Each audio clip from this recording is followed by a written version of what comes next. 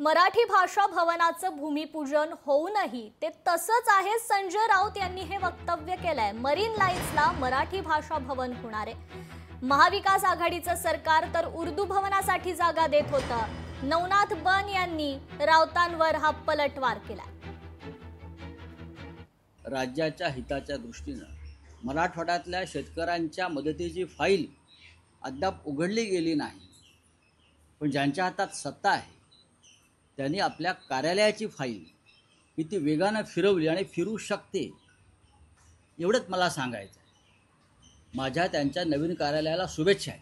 तिथून राज्याच्या हिताचं आणि मराठी माणसाच्या हिताचं काम हो, पण त्याच कार्यालयाच्या खिडकीतून अर्धवट राहिलेलं मराठी भाषा भवन सुद्धा त्यांनी पाहायला पाहिजे, हे माझं मत आहे।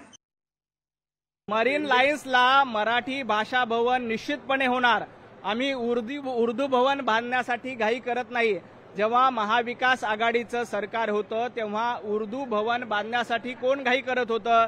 उर्दू भवनासाठी कशा पद्धतीने उद्धवजी ठाकरे मुख्यमंत्री असताना जागा दिली होती।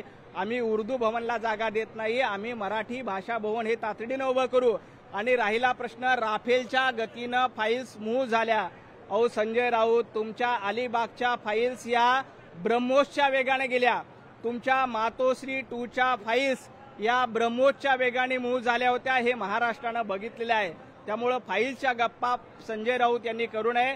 जनतेच्या हिताचं कुठलंही काम या सरकारमध्ये पेंडिंग राहत नाही, कारण हे देवाभाऊंचं सरकार आहे। लोकशाही मराठी ऐका, पहा, जागरूक रहा।